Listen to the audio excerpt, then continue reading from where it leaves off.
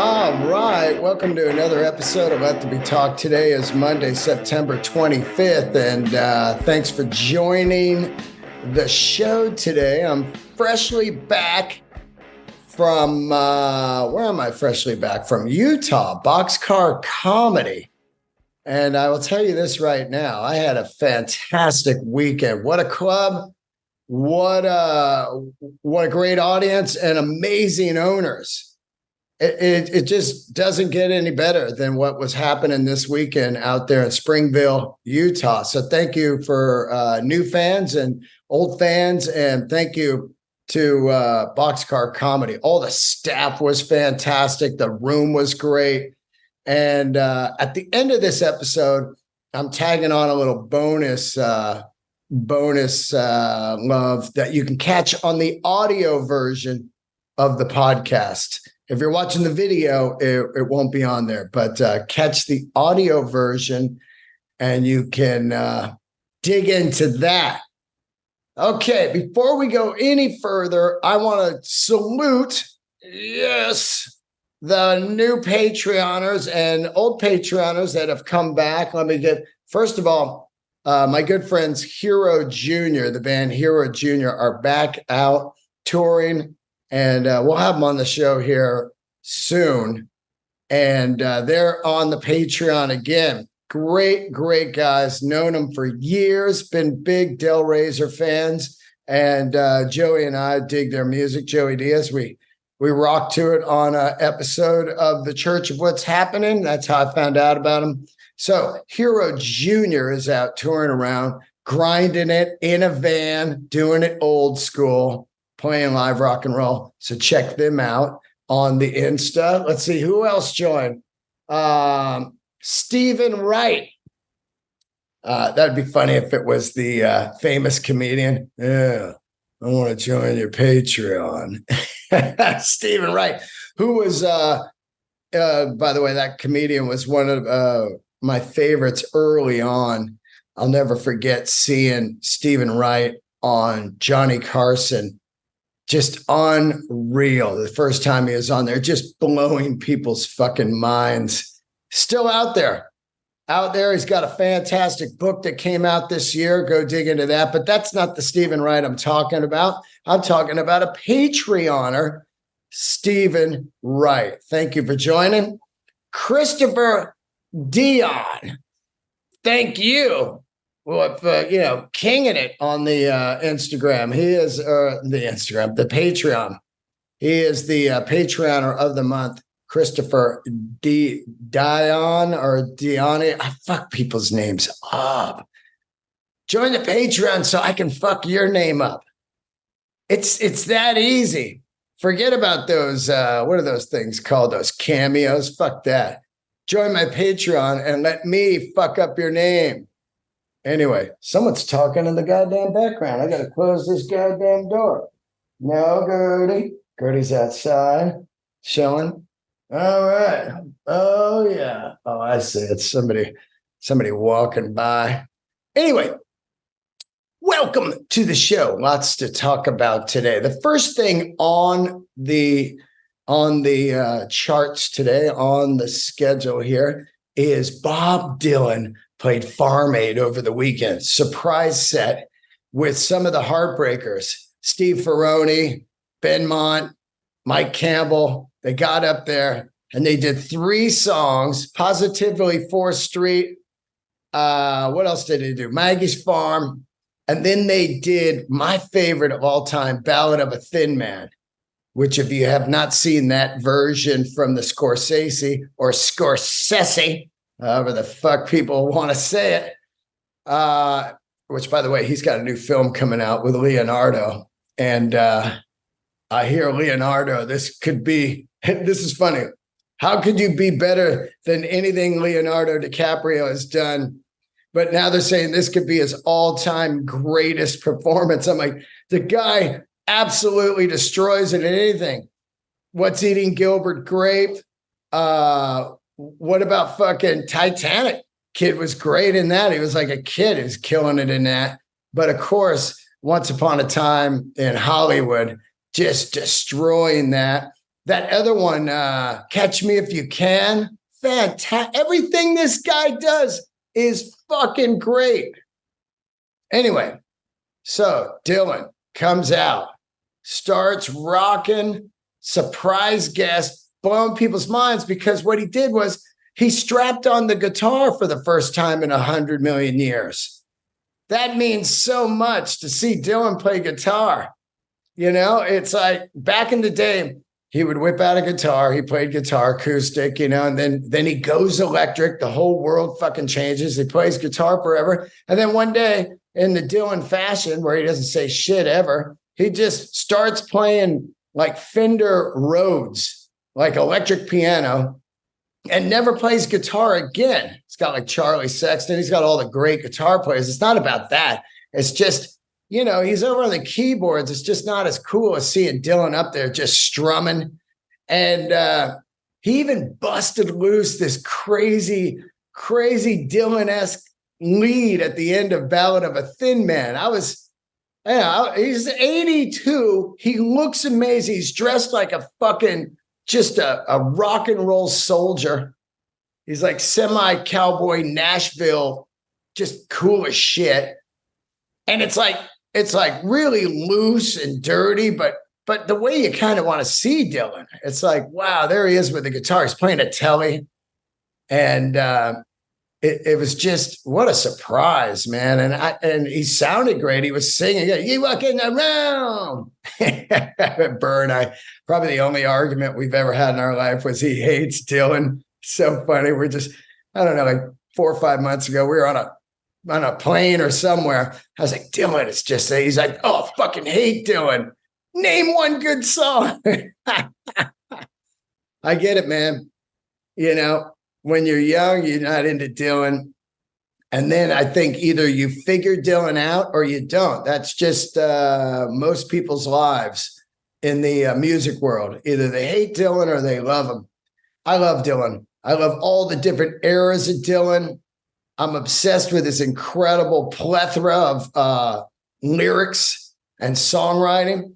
And I love that he's just out there at 82. People talking about the Stones, people talking about everybody's age. But Dylan really is the king at 82. He does not stop touring. Him and Willie Nelson. They're just at they're just like, yeah, we're just on the road again, just out there forever. It is crazy. You got to love that. You got to fucking love these guys that just are never going to stop. I love it.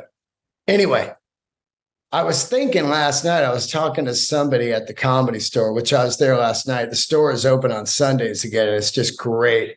Come home from the road. Instead of just laying down and going to sleep like I should, I go to the store and do a spot. And it was fucking fun as shit. Burr dropped in. It was a great night. Sold out room. Anyway, I was talking to somebody about Dylan, and I was saying, how great would it be for him to close his career out back on guitar and just going for it at the highest level, you know, to where people are like, fuck, man. You know, he had like these different eras. And then at the end, he just started rocking guitar again and playing all the old shit. That was Dylan was playing the old songs and he was playing them like the old songs. He wasn't doing that old Dylan, you know, where Dylan, you don't even know what song he's playing. He's playing like, you know, like a Rolling Stone, but you can't even tell, which is another Dylan thing. You don't fucking like how I play him? Get out. Dylan is wild. I'm watching the footage. He's just kind of looking at people, you know, like he's just like this. He's a soldier out there. It's fucking wild. Anyway, go look at the footage. It's pro shot. It's up there. And it was all for a good cause, Farm Aid, which has been going on 1 million years. Neil Young played Farm Aid. And now we're going to get into my Neil Young story / John Mayer / Ed Sheeran.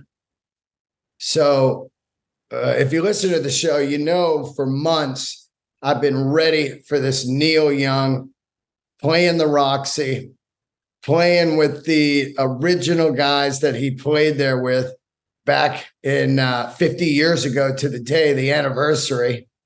You know, he went in there and did the Tonight's the Night record basically back then and played like 3 nights or something and just had a great time. They opened up the nightclub. It was, the grand opening back then. And here we are all these years later. Neil comes back.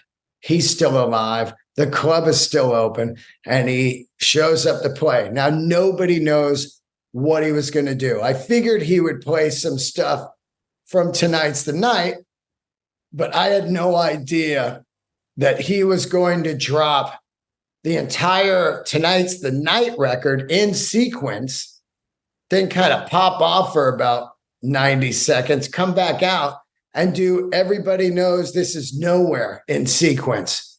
2 of the greatest Neil Young records of all time.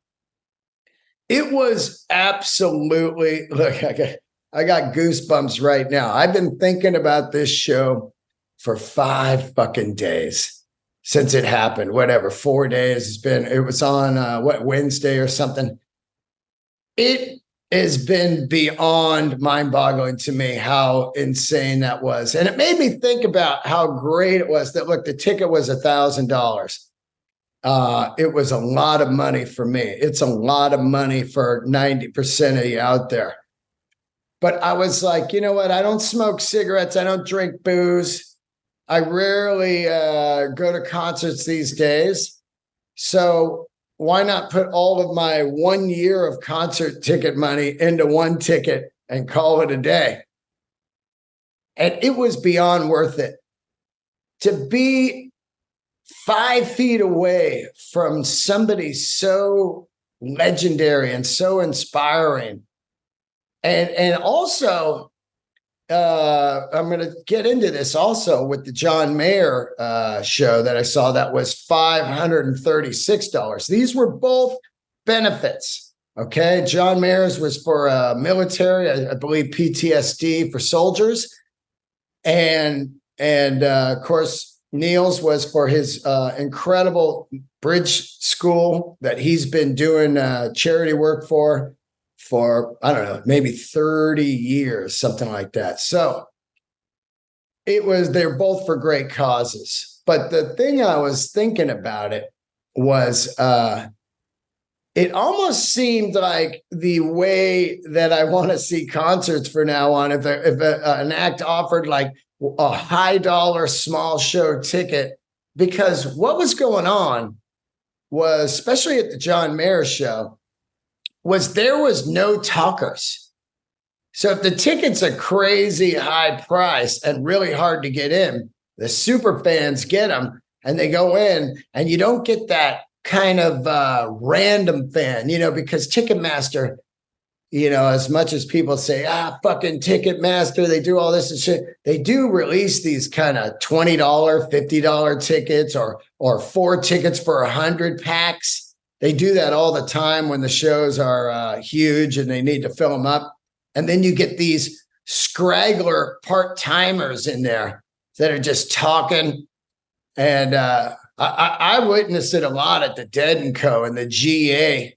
You just get these people in there like, Teddy wanted the documents, but, I told him I'll get the documents to you tomorrow, man. I'm fucking busy. I'm working on these other 3 things. They're talking work and shit. So,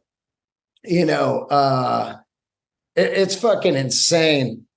So to be in both these shows, I went to see John Mayer on a Wednesday. Yeah, it was a Wednesday. And then I think Neil on a Thursday. Or it might have been Tuesday, Wednesday. I don't know. It's all a blur. But the audiences were fucking primo. I did have one dick at Neil. This guy, after each song, crazy horse. He's just fucking yelling it in my ear. I brought earplugs, but still, he was like at the perfect height where it was just pounding my fucking head. Crazy horse. And he drank like 19 fucking Modelo's. Those guys, they go to the concert and they got to drink the entire concert, they're constantly going out of the crowd to get a beer, then come back into the crowd. You can't go 2 hours without, you get a couple beers before it starts, drink them and watch the show. Ah, fuck, man. I can't listen to another song without another beer. This guy drank, I think the amount Neil played was like, what was it? 17 songs. This guy drank like a beer every other song. What a fucking lunatic. Anyway, Neil, there I am, incredible in the Roxy, I'd say maybe about 4 feet from the stage. And they got this beautiful velvet curtain at the Roxy. The way the Roxy does it is so great. The Roxy and the Viper Room do this. They've got a curtain down, so you can't see the stage at all. So the band could be up there working with their fucking guitars and looking at their pedals and shit without the audience looking at them. And then when the show starts, the curtain just slowly goes up. And I love that. There's nothing better than that. It's got so much drama and feel, you know? So there it is. The lights go down. People are fucking fired up. The curtain slowly comes up. They start with "Tonight's the night. Boo-doo-doo. Tonight's the night. Bruce Perry was a working man. He used to load that Econoline." Dude, head exploding. Neil, fucking 5 feet away. Look, I've seen Neil a zillion times, but it's always like at Shoreline or, you know, I've seen him at some smaller places, Warfield and stuff like that. But in the Roxy, on a celebration of the 50-year anniversary, and you have no idea what's about to happen. Nils Lofgren walks out, who was an original guitar player and back in the day with him. You know, he played on Harvest and all of that early shit, and he's singing harmony vocal, and he's got Willie Nelson's son there. And we got lucky on Nils because Nils is in Bruce Springsteen's band for 100 years, but Bruce got ill and canceled like 6 shows. So Nils flew out secretly and did this show. So there you are. You're getting the fucking, you got, you know, you don't have Poncho because Poncho retired because he has arthritis. He's living out in Hawaii and he just can't play guitar anymore. But you got the fucking Ralph Molina right there on the fucking drums, who's 80. Unbelievable, man. I mean, the Crazy Horse guy, you know, 79, 80, and Neil is 77, you know? And it's just crazy to see it. Oh, man, oh, yeah, I don't want to miss this either. Neil was playing his original Fender Broadcaster, which was the first telly. They call them the Broadcaster. So 1950, you know, just there it is. Blackguard telly, killer dirty tone, crushing it. I'd never seen him play that because that was his early guitar. You know, he had a Carina V. I think he still has it, of course. It's so wild to see Neil, you know, have his original instrument still. And then he had the White Falcon. And then he had, then he gets Old Black, that P90 Les Paul, the black one. And, you know, that's the one. And once he plays that, he just plays that for most of his fucking career if he's not playing a Martin. But he breaks out. That's a $1 million guitar right there. He's just playing it at the Roxy. It's $1 million because it's his. But, you know, broadcasters go for big money. I just saw Joe Bonamassa bought a nearly mint one from Norm's Rare Guitars, and he said that he feels it's the second best one in the world and somebody has the first best, but he said it was just incredible. But Neil's just sounded dirty. It was just like, and you know, I posted a clip of them playing Cowgirls in the Sand, and it is the blueprint of all grunge as we all know it. You know, later on him doing a record with Pearl Jam, Mirrorball, and having that full Mach 2 of his career in the grunge world, just schooling people on how it's done. But to see Crazy Horse, it's just insane. Like, I mean, I don't think they will ever play together again. I really don't think so. You know, Neil's been out with what are they called? It's Willie Nelson's son's band, Promise of the New. Micah Nelson is just unreal. He's up there killing it, singing, sounding amazing, playing some lead, playing a little lap steel. Incredible. And fast forward or rewind, not fast forward, but rewind the day before when I go see John Mayer acoustic at the Wiltern, which is completely rare. He doesn't play small places. And he announces Ed Sheeran as his opener, as a surprise. Ed Sheeran, I don't really listen to his music, but I would never knock him because this guy is like he's one of the biggest on the planet. He just did SoFi Stadium, the same place that Motley Crue and Def Leppard played, the same place that Metallica played, the same place that Taylor Swift did. Taylor Swift did like 6 nights, but Ed Sheeran did it solo acoustic. Like 60, 70, 80,000 people to see him play solo acoustic. Nobody's fucking doing that. Nobody, man. You tell me who's doing those kind of fucking numbers. That's all him. That is all his money. Tons of watch money. He loves watches. But I watched him. He opened. Me and my buddy Bigfoot went. Dave.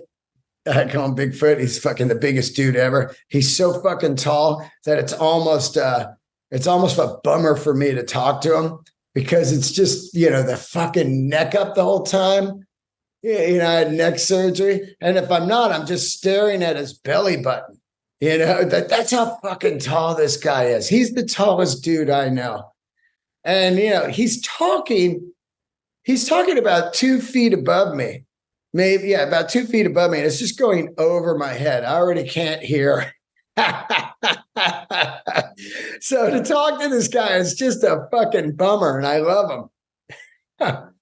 Anyway, we went to John Mayer, Ed Sheeran. So we went in and watched Ed's set. And he sounded great. I mean, the songs don't really grab me, but he's got a fucking fantastic voice. And people love him. When he walked on stage, this shit was so loud, the screams, it was like Beatles shit. And then John Mayer came up and the screams were even another level, you know?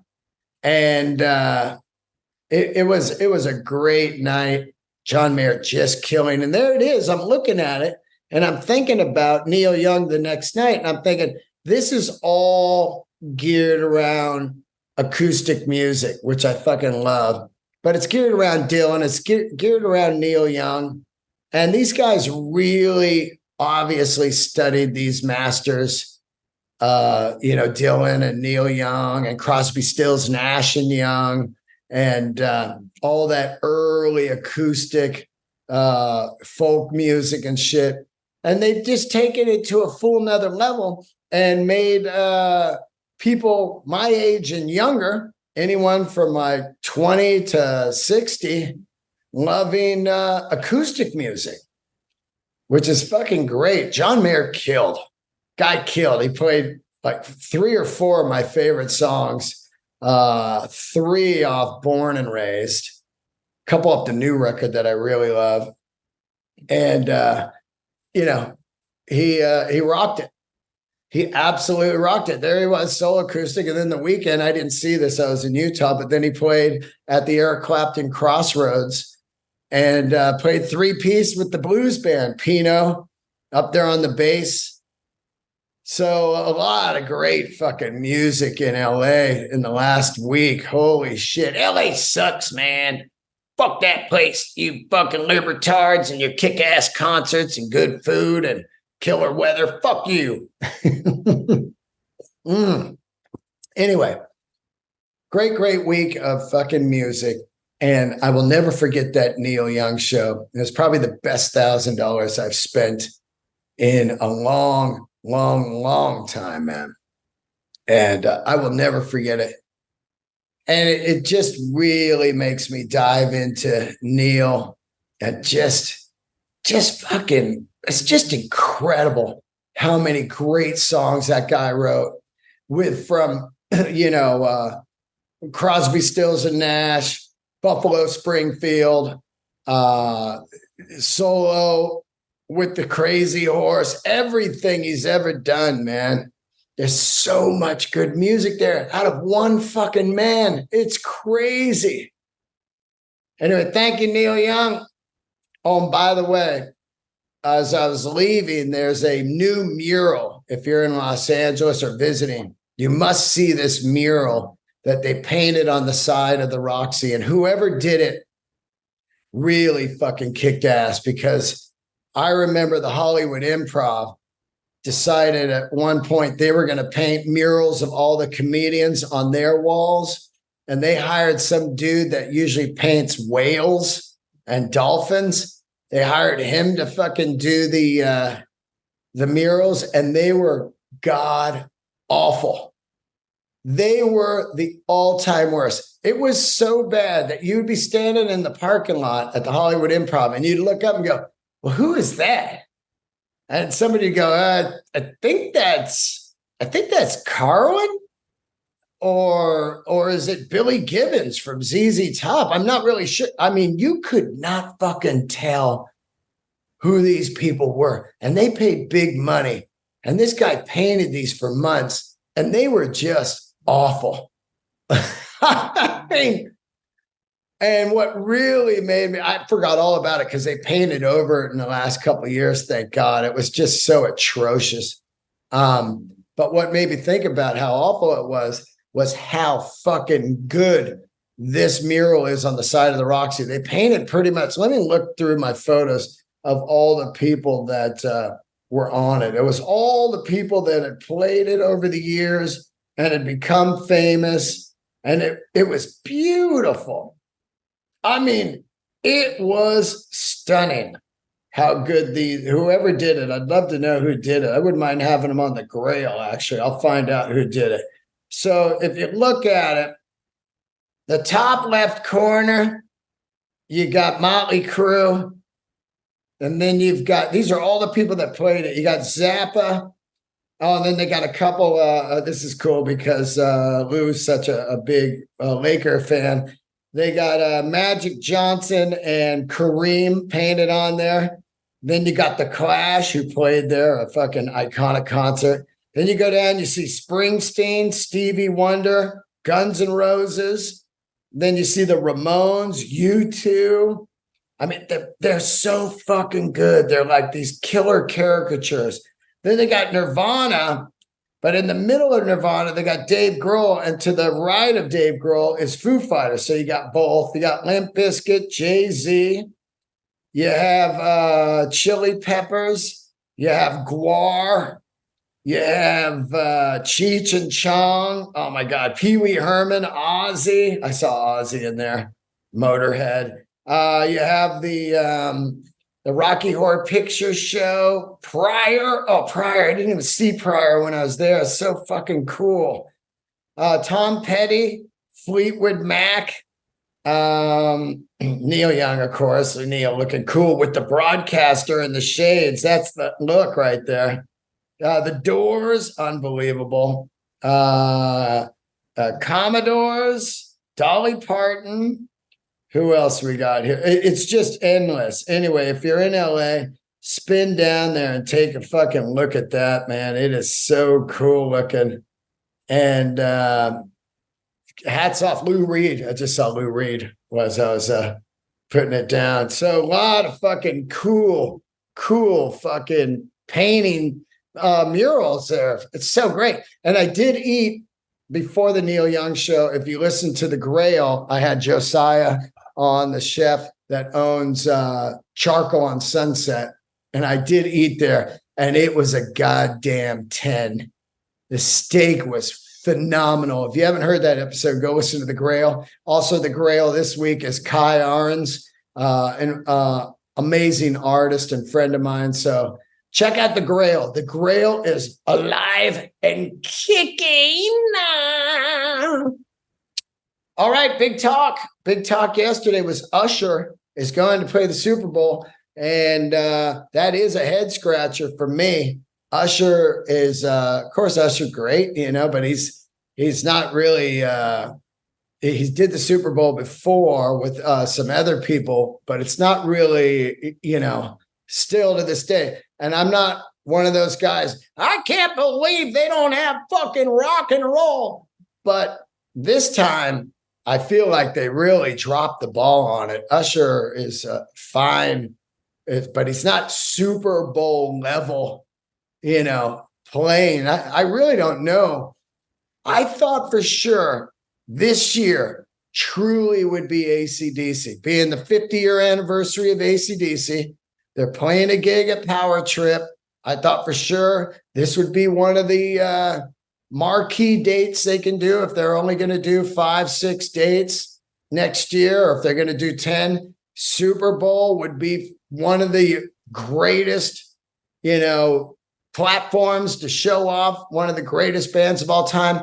One of the bands that has been played in stadiums more than anybody would be AC/DC. You can't go to a game without hearing Back in Black, Shook Me All Night Long, Hell's Bells. What else do you hear a lot at the game? You hear Highway to Hell. Da-da-da. There is nonstop AC/DC in stadiums since probably around 1980. They've been playing them in stadiums. And the second biggest stadium metal band would be Metallica.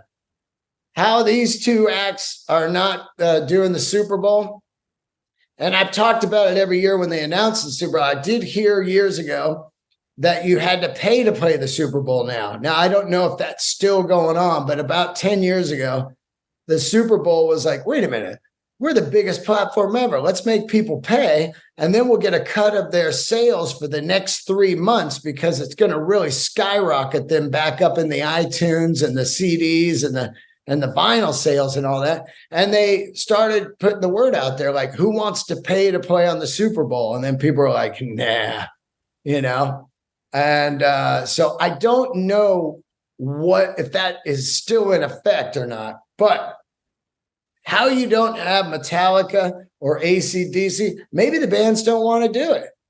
I mean, I saw fucking James Hetfield doing an NFL commercial yesterday for the Steelers-Raiders games. He's like, this is James Hetfield, and we're ready for a Steeler Nation versus Raider Nation. 6:45, we're ready to rock. I was like, what the fuck? I thought for sure when I saw that he was going to announce, and you can catch us at the Super Bowl. But no, it was just James doing an NFL commercial, which is fucking crazy. So anyway, there's not really much to talk about that, because over the last few years or whatever, I rarely even watched the Super Bowl halftime. I did watch it when it was the hip hop. And, we've gotten some of the greatest shit from the NFL Super Bowl performances over the years and years of it. Prince being the all-time best. Nobody will ever beat Prince. And that's just how I feel. But, you're like, okay, well, Usher's going to play. All good. I can just go hang out with some friends outside while they're smoking fucking reefer. And we can talk about the game like we care. Like, I think, in the third down, dude, they should have did this and that. You know what I mean? So anyway, Usher is playing the Super Bowl, and that'll give middle America something to be mad about. Usher, what is this Usher bullshit, man? I want some fucking Dawkins. You put Dawkins on there. They're the best. Dawkins deserves to play the Super Bowl. It's just funny. Every year, it just seems like Tom Papa had this great joke when I fucking first started going out to live comedy in LA years ago, I didn't know who Tom Papa was. And he had this, he's like, why do people want to live so long? Every year's just the same, Super Bowl, New Year's Eve. And I can tell the joke now because, it's long old, but his joke is just primo on that, man. It's just a perfect joke. And if you don't know Tom Papa, get into him, man. He's out touring right now, doing theaters. I believe he has a book out too. And he is just fucking funny as shit. And he's got a special out on Netflix right now.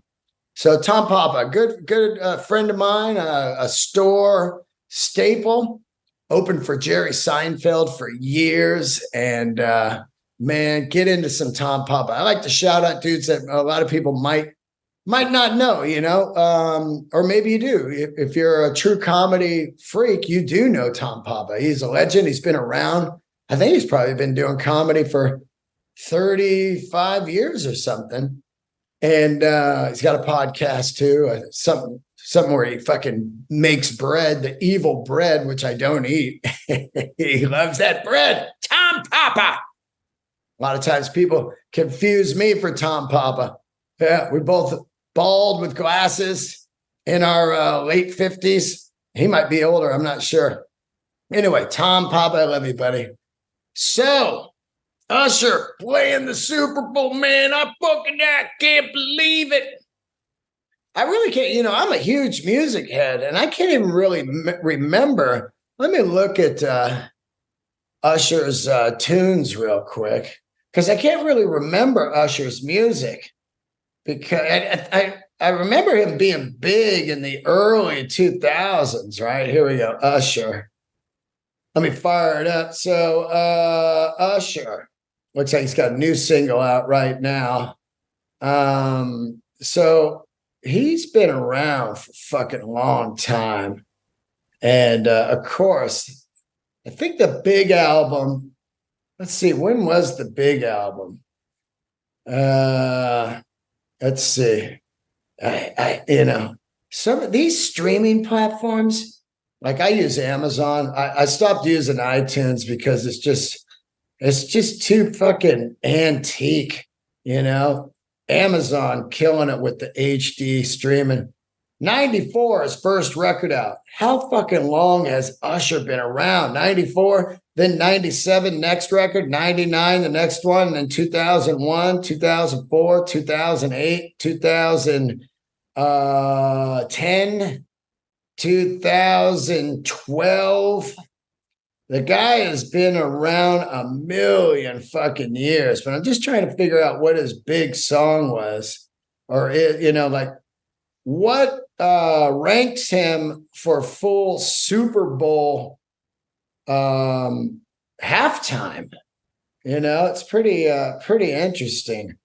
But like I said, it doesn't fucking matter at the end of the day. It's like the Rock and Roll Hall of Fame, how people get all fucking crazy. They just get nuts over it. It's just at the end of the day, when you're laying there about to die, you're going to be like, man, I spent about 71 hours of my life arguing about the Super Bowl halftime performances. That shit, it goes down into the category of does not fucking matter. You know what I mean? Does not fucking matter.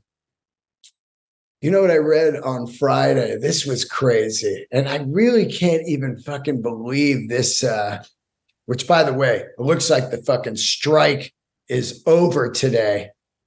From what I'm reading, man, do we need this strike to end? We need the town to get back going. We got to get the people back working, man. I'm talking about the makeup people, the camera people, the transpo people, all the people with families, and all the people that are behind the scenes that you're not even fucking thinking about when you think, oh, fuck them. They're all fucking rich. Those fucking Hollywood elites just want fuck. No, man.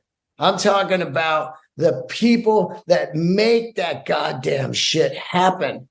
I'm talking about the stylists, the carpenters that make the sets, the transpo people, all those union, all of that, man. I'm talking about those people. They need to work. And, they live in this town where it costs a fortune. It's $6 gas right now. It's $3,000 rents. This ain't no joke, man. So looks like it might end. But what I was reading on Friday, which I had no idea this was still going on until Friday, was that Netflix was still doing the send the DVD out to people's houses in the red envelope, and then you watch it and mail it back. That is how Netflix started. Can you believe what a fucking juggernaut that company became? It is incredible to think how they started. They started by a subscription series where you'd go on, hey, honey, what do you want to watch this week while we're home on the weekend? DVDs. What do you want to get? And, they Netflix wiped out Blockbusters and all that shit. And then they basically turn into a fucking TV movie studio and become the biggest in the biz. It's unreal. So I had no idea they were even doing the fucking DVD still. And I don't even know anybody that has a fucking DVD player. Player. Whenever I say player, it reminds me of my old boss at Van Nuys Harley, Doug. What was his last name? Fucking know it. Player. Yeah. And whenever we'd be selling a motorcycle, ultra classic that had a CD player, he would just walk by while I'm trying to sell it to the guy, and he go, "Hey, Dean, did you tell him it had a CD player?" Look, that might not be funny to you, man. It's just so goddamn deep in my soul of just working at this fucking small Harley dealer in the middle of the summer and having him walk on. Doug, what is his last name? McGuire, Doug McGuire. Hit me. Player. Did you tell me that a CD player? I'm just doing that for my own laughs. I'm doing that right now, my own memory, just thinking about how far I've come from Van Nuys Harley to going out on this tour bus tour with Bill Burr. That's how far I've come. And it just makes me able to laugh at those great times and bad times of Van Nuys Harley, man. Anyway, I don't know anybody that had a DVD player, man, or has one still. It's really wild. And so Friday, Netflix has stopped the DVD sending, and whoever got a DVD sent to them, they just wrote an email and said, feel free to keep it. They just want to get rid of those out of their warehouse. So they're like, yeah, don't even bother sending it back. You're all good.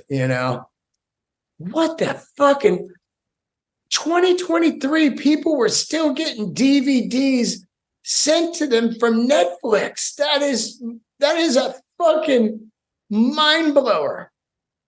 Oh my God. Player. I want to remind you, if you're going to listen to the audio version of this, there's going to be a bonus part of this episode. So don't miss that. Talking all about BOXCAR Comedy Club. That looks like about it today, my friends. I am so happy that you tuned in. Tour dates are at deandelray.com. A lot of fucking tour dates coming up. I posted them on my Instagram. And let's see. This week, I'm going to be in Portland, Maine, 2 nights with Bill Burr. And then I will be September 30th in Manchester, New Hampshire with Bill Burr. October 1st, Springfield, Mass with Bill Burr.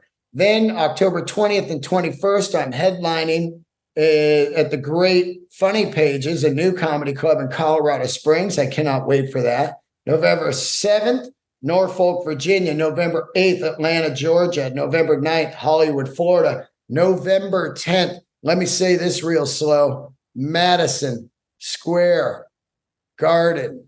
Holy shit. November 17th, Las Vegas with Burr at the MGM Arena for the Formula One. And then December 20th, I am headlining at the Irvine Improv. So much great work there. And I can't wait to hang out with Bill and Club Soda Kenny. Get out there. And Jason is going to be the tour bus driver. Remember Jason from the Marcus King tour? Had him on the podcast. He will be driving the bus. Cannot wait to see him again. And maybe I'll get Bill to sit down on the mics on the tour bus and do a little episode. I haven't had Bill on in years. It'd be fun to talk to him, or maybe vice versa. He interviews me. I don't know. Also working on shooting a special. It's going to happen. I will be shooting a special. I will let you know the date. And I'm going to shoot this shit and fucking it's out of here. I need to, 2024, I'm going to just try to start all over. I've got a lot of new material and just, that's it. I'm going to let it go. I'm going to fucking filter it all over YouTube and TikTok and Instagram and wherever the fuck, who knows? Maybe someone buys it. I don't give a fuck. I'm putting it out. And I hope you guys spread it around like fucking wildfire. And I hope I get crazy famous, man. I'm looking to get super famous, dude. I want to be famous. I'm fucking crazy today. I feel good. I got a lot of sleep last night. All right. I love you guys. Hang out if you're listening to the audio version and check out my interview and talk of all things boxcar comedy in Utah. All right, here we are, another episode of Let There Be Talk. Fantastic guest today. Introduce yourself, my man. My name is Brandon Henderson. I am the co-owner of BOXCAR Comedy Club. BOXCAR Comedy Club, where I've spent the weekend. Very, very cool club. Cool people that own it and people that work there, and the audience is fucking great. You know, you never know. It's like, it's Utah, and of course you're just gonna have any hacky people are gonna, hey, yeah, the fucking Mormons, yeah, how many wives you bring tonight, and and magic underwear. And it's happened. Yeah, just all that fucking dumb shit. But we're an hour outside of Salt Lake, so you never know. I've done Salt Lake many times. Just did it last year with Burr, that place where the Utah Jazz play. Mm-hmm. I did it with Marcus King. I did it with Alice in Chains, and then I've headlined there before. And then I've done Elko, Nevada. But when you're driving from Salt Lake, to Elko, you're just looking out the window like, who lives out here? What do they do? Yeah. Where do they get their money? And all of that. So it's amazing that you have opened up something that's so cool. It looks like containers, which I'm a huge fan of container homes. I absolutely love them. And then there's a giant motorcycle museum that I'm going to be filming in a little bit. And there is food, a barbershop, a record store, all in this kind of area. So how did this all happen? The entire compound I can take very little credit for. That's Rick Salisbury, who was a home developer. You ask, what do people do out here? Most of the houses that you see, I don't know if most, but a lot of the houses that you see, Rick built in this area. Is it any kind of cool architecture, or is it just like people need places to live? I mean, I think they're really lovely homes. I think a lot of what he did was affordable homes, right. Stuff that people could get into and not, kill themselves to get into.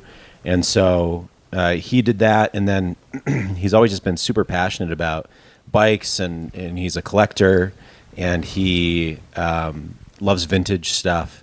And so he started with the Strap Tank Brewery, first brewery in Utah County, as you can imagine, in 120 years. Wow.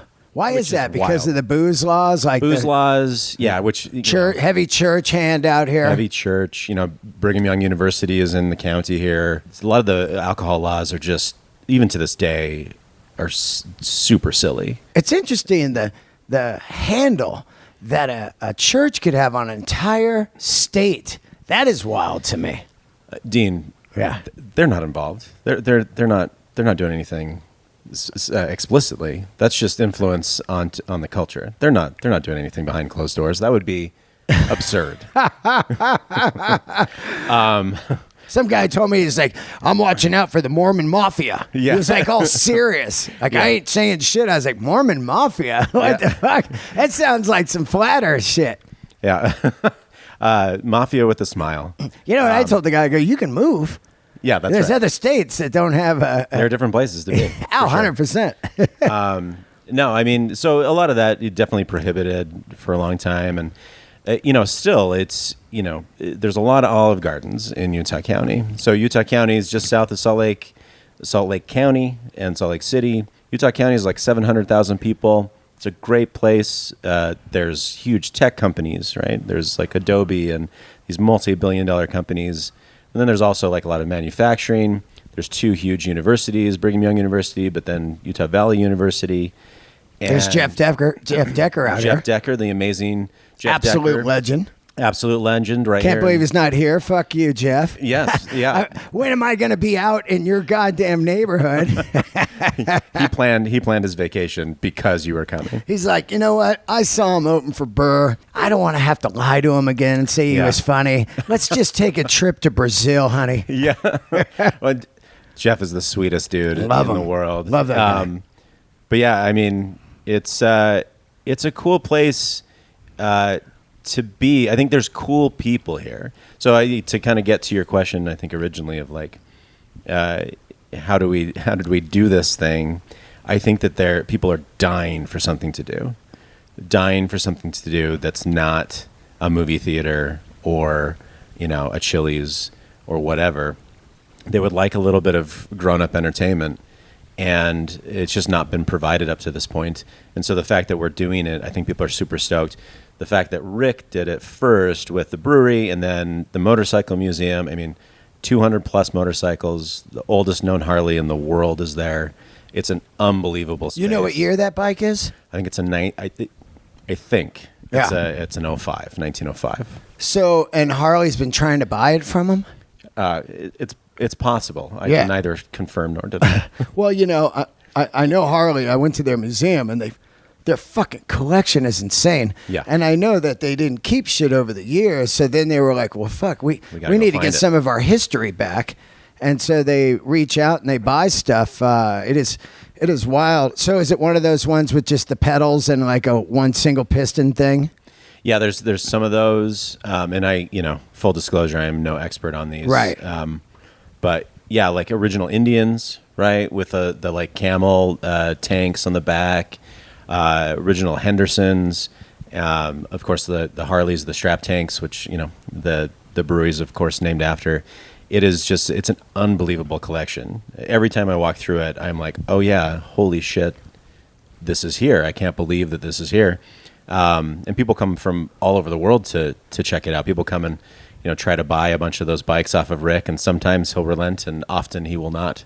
Really, he will sell something if somebody makes a crazy price. Once in a while. Really, I think it's a rare feat, and I don't think price is even a part of that factor. I think he loves those bikes. He knows every piece of them. He's worked on every single one of those bikes himself, and gotten a lot of them running.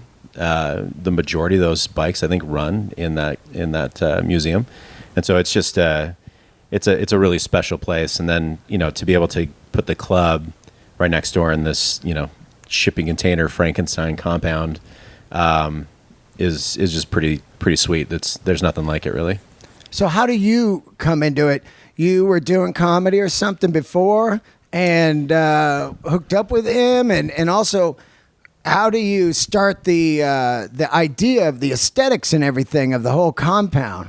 Yeah. Oh, well, again, the compound is Rick. Vintage, I think just that, somewhere between the early aughts and 20s and 30s, he just loves.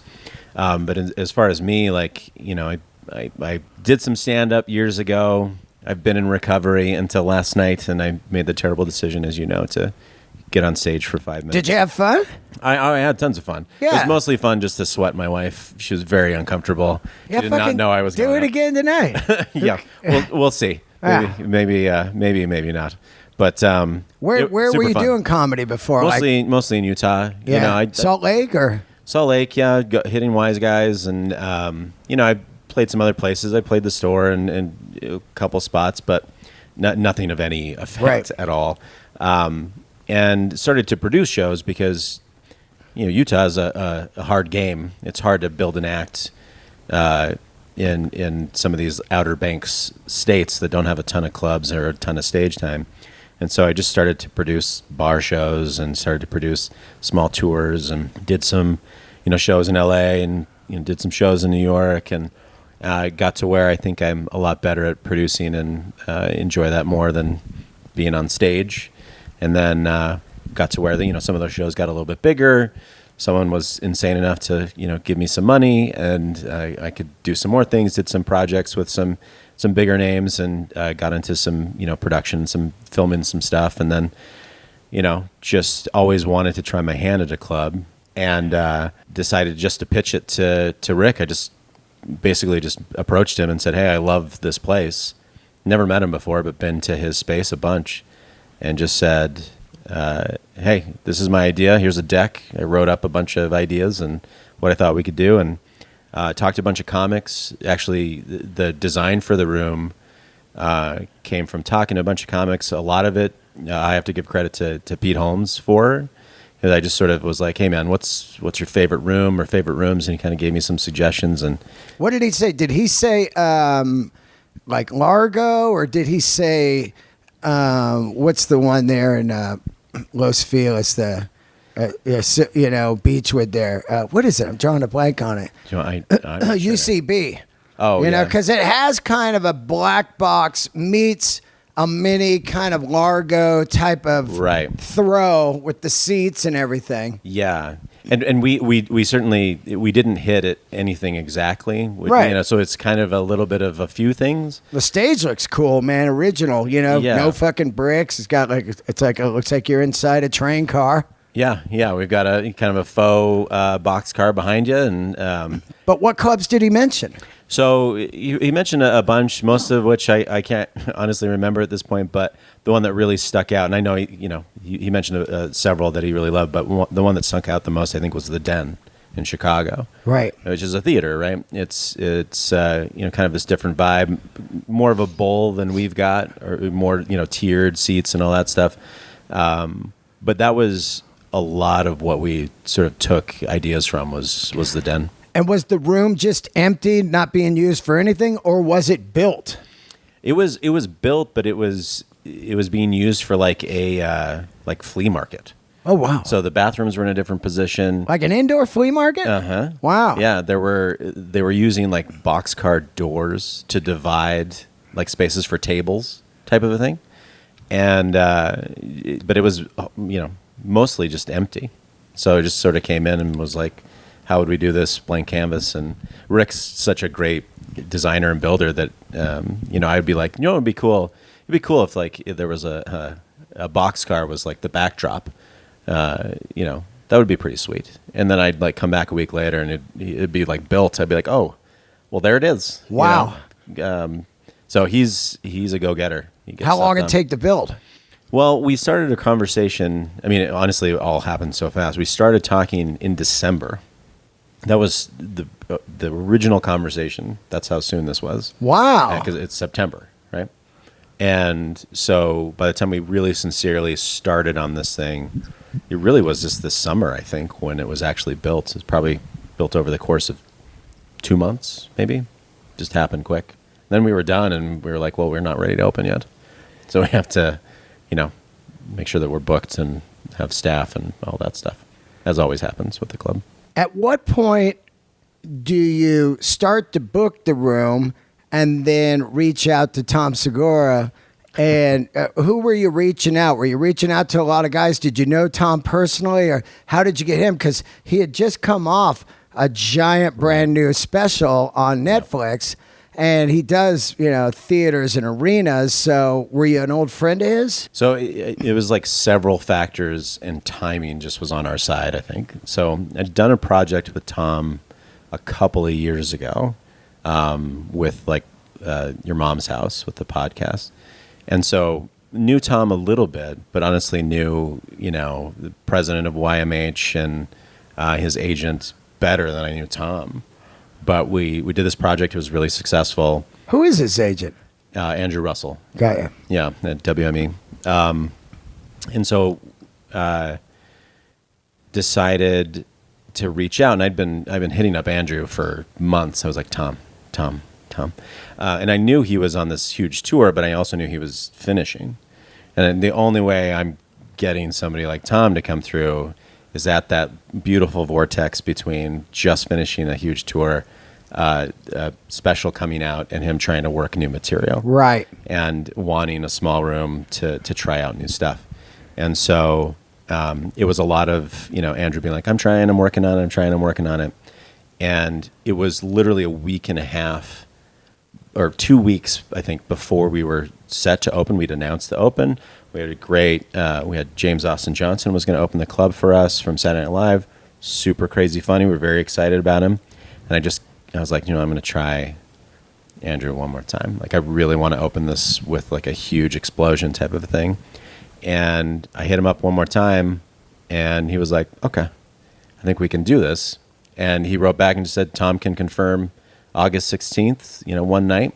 And I was super excited for about 10 seconds. Yeah. And then I was like, oh shit, I have to do this now. And, opening night, nobody here has done this before. How much was that ticket? Because I'm just curious how you figure out a ticket price in this area of Springville. You've never, you don't know if people, I don't know what kind of income they have. If they're in the tech, then they've definitely got some money. Yeah. But is it $20? Is it $50? Is it $75? You know what I mean? Yeah. When you got a Tom Segura coming through.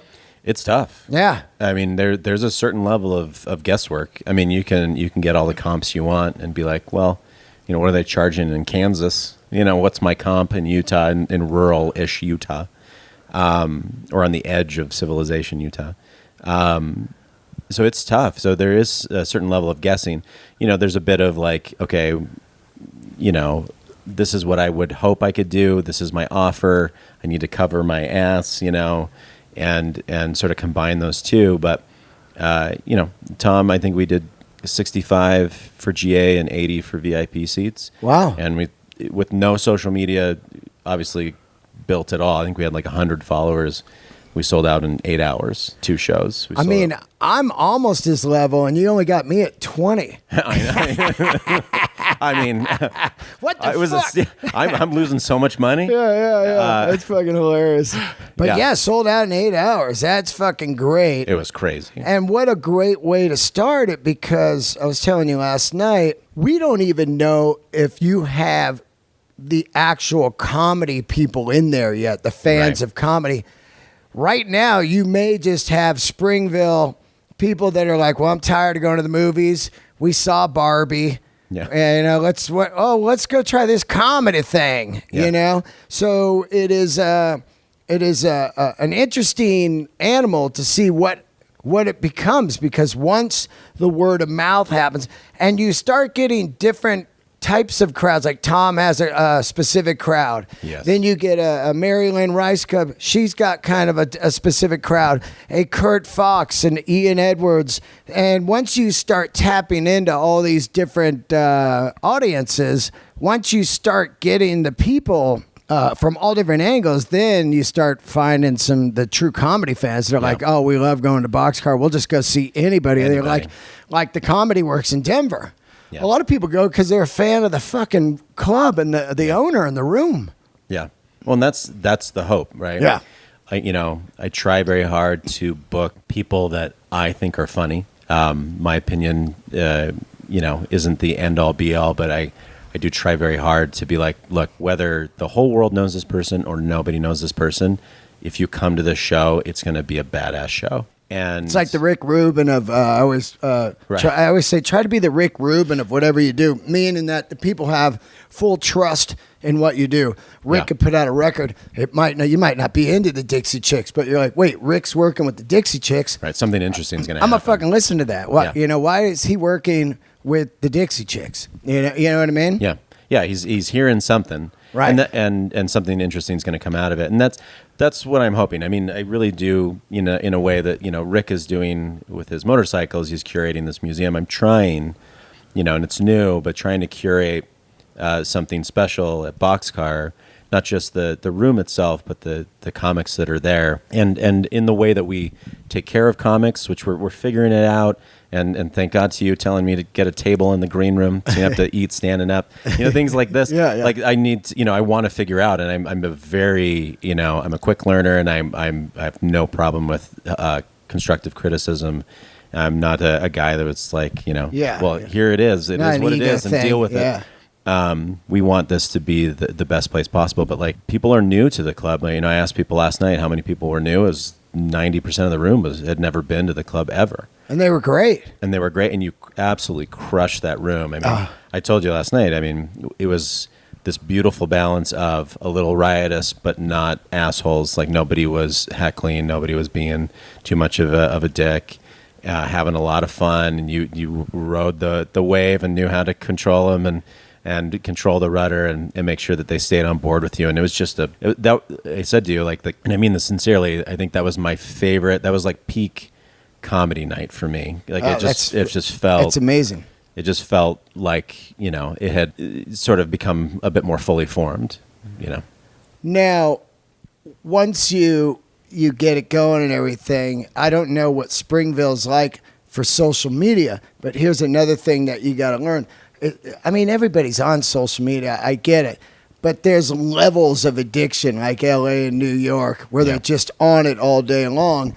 So now you got to figure out how to get the word out there. Yeah. And so you're going old school, like radio and social media, and you said TV commercials? Yeah, we're swinging at every possible thing, and you just seeing what sticks, because we don't know. Like, right. That's even just a bar. There's not like a mechanism that's been built up that we can follow the same path for, right? We are one of, I don't even know, like, you can probably count on one hand how many like bars there are in a county of 700,000 people. Like, it's that small. Wow. And so there's not really like, well, how did bar X, Y, or Z become successful?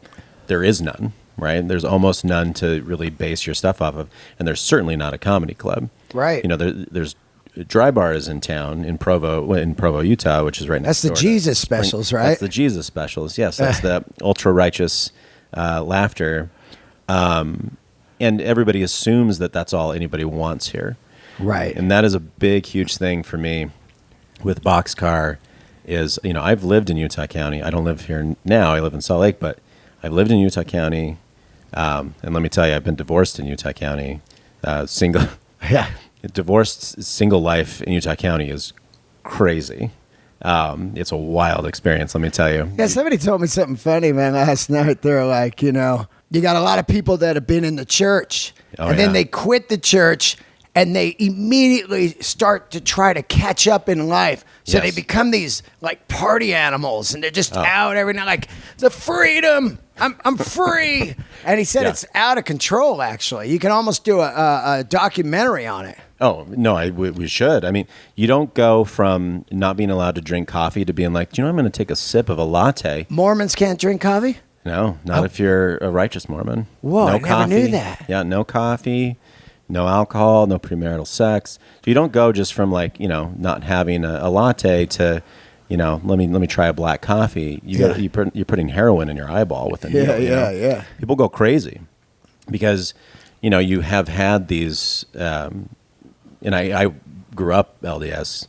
I'm not in any way now, but you grow up with these rules, right? You don't really think, or at least I didn't. I can only speak from my perspective. I didn't really think for myself. I didn't really look at a situation and be like, is this a good idea or a bad idea? I'd be like, what did the church tell me to do in this situation? So when you remove that, you're only left with yourself, and those muscles are not exercised. It's a wild time, but I'm taking a bet with BOXCAR that people want this that want more adult comedy. They can handle it. They'll be excited about it. And so far, I feel like I'm right. What percentage do you think of the 700,000?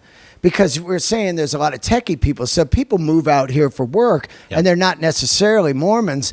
What percentage, has anybody ever broke that down, of people that aren't part of the church? Yeah, I know that those demographics are there somewhere. I think, I mean, historically, it's been super high in Utah County, like 85% Are in the church. Right. Now, whether or not they're super active in the church is another question, but it's high. I think during the pandemic, in the last like decade and everything, we've gotten so many people moving in from out of state that just to be outdoors and away from city life. It's a beautiful place. It's you know, there's a lot close of to Zion, right?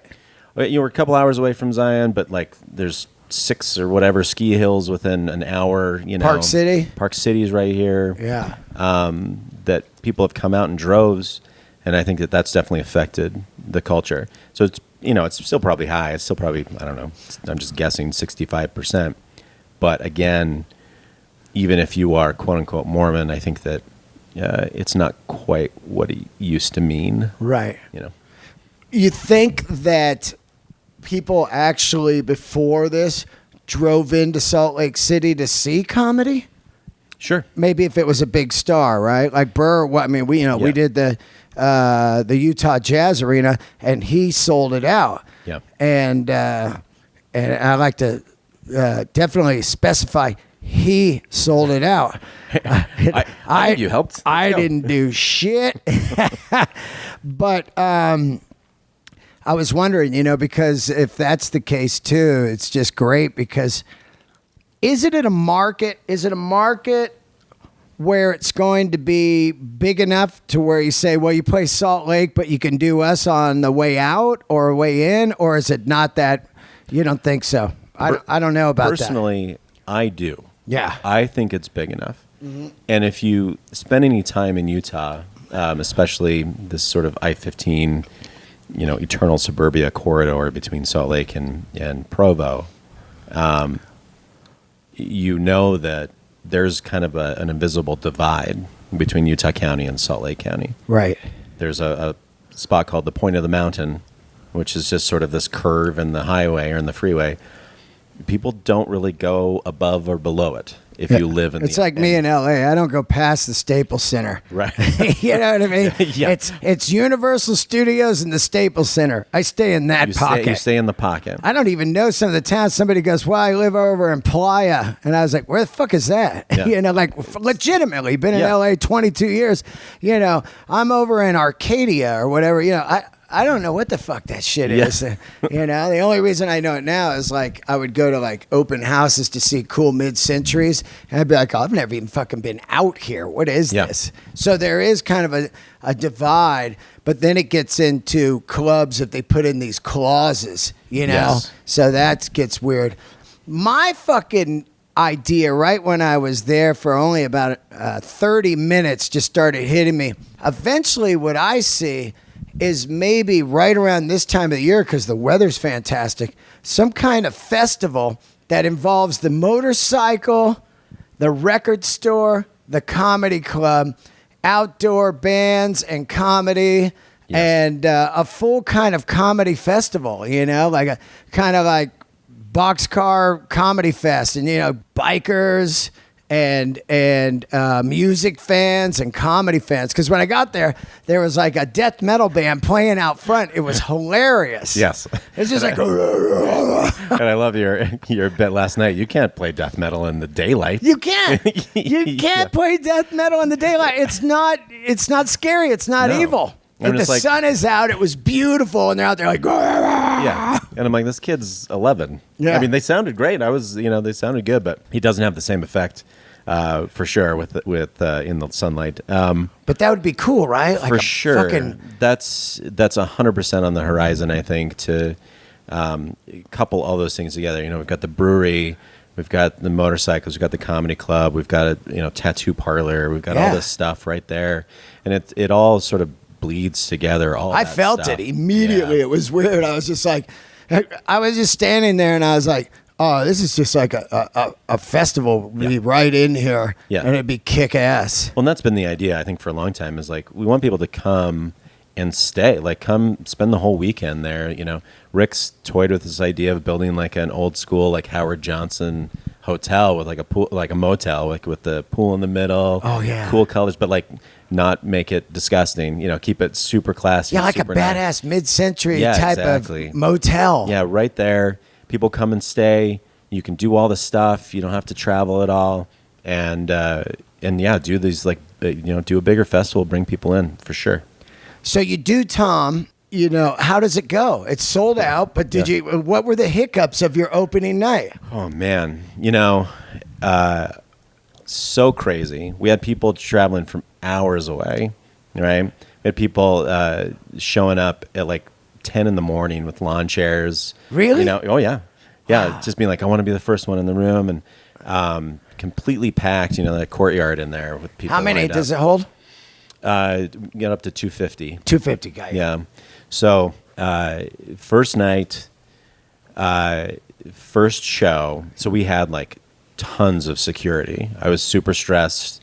I was like, there can be nothing that goes wrong here. Yeah. Like, I don't want anybody showing up, nobody being an idiot. We're in a space where it's not uncommon for people to open carry and all that sort of stuff. Oh, we got that out here? Oh yeah. Oh shit! For sure. Here I am doing hard crowd work last night on some guys. Yeah. Oh yeah. And one fucking guy fell out of his chair. I know. He doesn't even drink. I know that guy. He just ate shit. Yeah. Like he's laughing and he just eats shit out of the chair. Yeah. Like fully. Just fully missed the chair. Yeah. Entirely. Yeah. And he fell asleep a couple weeks ago. He came to another show. So tons of security, a bunch of ex-military dudes, really hardcore guys. Was like, no bullshit. Like, let's deal with this, And we were almost too tight. And we had like wands and all this stuff, and it was so slow. It was too slow. Oh yeah. And so we had this huge line still waiting, and we're wanding people, and it's like 7. It's time to start the show. Right. And I'm like, there's 50 people aren't in the room yet. And I'm like, Tom, I'm sorry, man, like, we're trying to hurry this up. And finally I'm just like, fuck it. And like, drop the wands, no security, just get asses in. And then what I was so excited about, so we got in, the show was great. We do 7 and then we do 9:30. Oh, 2 shows. Yeah. So it's done at 8:30, but it was more like 9. Then you have to reset, get people in at 9 at the latest, and then start the show at 9:30. It's a little insane. Is there a curfew? No. Okay, I get it. I'm just wondering. Yeah, we just wanted to be tight. And so we started a little late. We ended late. So we had about 10 minutes to reset the room, and then half the time to get people in the door. And we literally changed the entire direction of how we were bringing people in. I cut the wands altogether, and we got everybody in like 10 minutes. Wow. And we started, like, I was like, we're ready. At 9:29, I was like, I'm starting. And I was waiting for Jeff Tate, who's fantastic.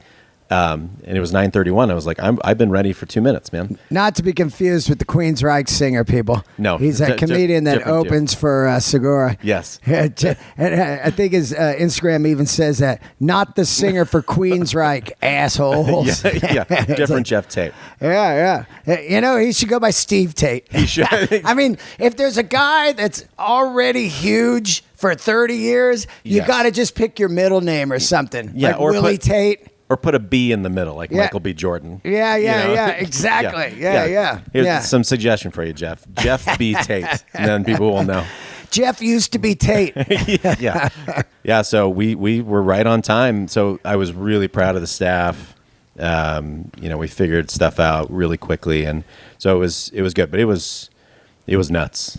It was crazy. That's great, man. Yeah. Now let's go through some of the people you got coming. You got Mary Lynn coming, Rice coming, Ian Edwards. Love Ian. I know Kurt Fox had to reschedule. Who else you got coming? So next week we've got Marlon Wayans is coming. Francisco Ramos is coming. Good friend of mine also. Who I'm super excited to have at the club. Christina Hutchinson is coming. Rory Scovel will be here in December, which I'm super stoked about. I think Rory is so funny. Yeah. Gianmarco Ceresi. Yeah, I'm really excited. I mean, people have been very cool about the club. We had Tom, and we had Eddie Pepitone came through. And Great. We got like I said, James Austin Johnson, Mike Vecchione already came through. So we've had some really cool people, and people have been cool about the club. And so I think that also helps, of course. Well, you guys got to. You guys have been super cool. I always like to see what a club owner is like 2 years from now, if they're jaded and like, hey, I thought we were at the Marriott. Yeah, we're not out there anymore. We're over here. Hey, what's going on there? Yeah, this out here. It's like a total fucking change. Yeah. There's two owners. There's one that just stays cool forever and constantly wants to be better and better and better, like a Wendy at the Denver Comedy Works. Or Fort Collins Comedy Fort. They're fucking great. This place really reminded me a lot of the Comedy Fort, which is, quickly become one of my favorite clubs in America. Yeah. And it's mostly because of the owners. Yeah. It's always the owner to me because all the clubs at the end of the day are the same. They got seats, lights, and a mic. Yeah. It's how you're treated, and not if. Of course, if you're the fucking big ticket seller, they're going to, kiss your fucking ass. But I'm talking about how you treat people on the way up and the way down. You know what I'm saying? It's like, so it just felt really good there last night. And I was like, this is great. And I'm looking forward to seeing what you guys do, No, and I appreciate that a lot. And I sincerely hope that I'm in the former category. I have no ego when it comes to this. I have 5 kids, 3 dogs, and a cat, man. You got 5 kids? I have 5 kids, Dean. What the fuck? I know, right? Condoms illegal with Mormons? Yeah. Is that like contraceptive? I only had 3 of them biologically. I have 2 stepsons. Oh, yeah. But it's still 5 kids, man. So Damn. I don't have any ego. I just want to do this right. Yeah. I want it to be one of the best clubs in the country. And I love comics and I love comedy, and I know it's a hard gig and traveling all over the place. The last thing I want to do is be a pain in the ass. Right. I want you to have a comfortable time, come have a badass show.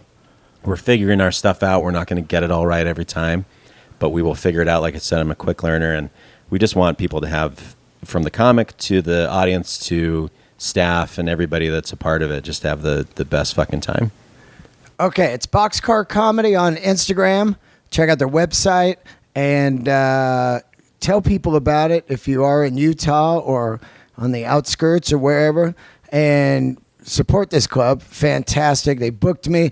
And you know how hard it is for me to get booked with no agent or manager. So thank you for having me. It means the world to me. And thanks a lot, man. Thank you, team. I appreciate All right, it. guys. Thanks for tuning in. Another episode of Let There Be Talk. Don't forget to subscribe on the iTunes, and please leave a review on the iTunes. 2 people left reviews last week, and believe it or not, it fucking bounced the show up to like number 30, which is pretty fucking cool. That's all it takes, a couple reviews a week, and you're in the algorithm. So, and then check out the YouTube and DeanDelRey.com for all my tour dates. I'm getting ready for Madison Square Garden with Bill Burr. And I'm starting the tour bus tour with Bill here on Thursday. So Portland, Maine. I will see you this weekend. Bye-bye.